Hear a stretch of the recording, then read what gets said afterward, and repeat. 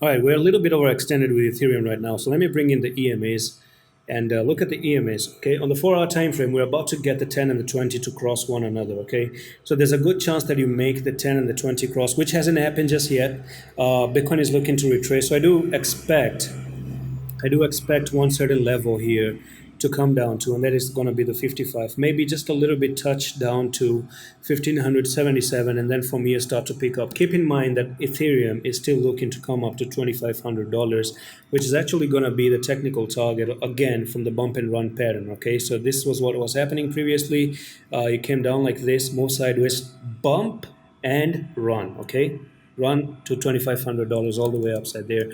So it is what it is, and you can see we already have the bullish cross on the 4-hour time frame. So my take really is that you started off, came up, came down, fall back to the EMAs, went up again impulsively, came back to the EMAs, you went up again, maybe come back to the EMAs, and then continue like this on a wavy journey all the way up until we don't reach $2,500. Maybe potentially in August, somewhere in August, you're going to see this happening, and that's why I say that Bitcoin potentially has to move to $2,800, right? If it's going to move to $2,800, it makes sense for Ethereum to actually push all the way to $2,500.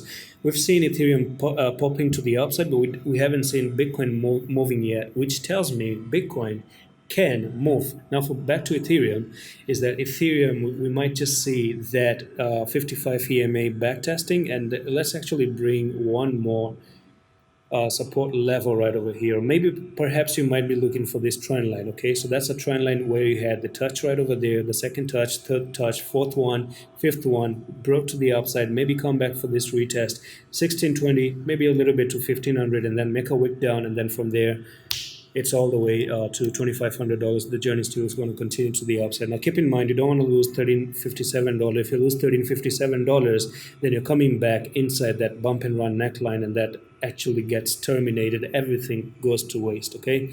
Now, let's move on to the next one, which is going to be Solana.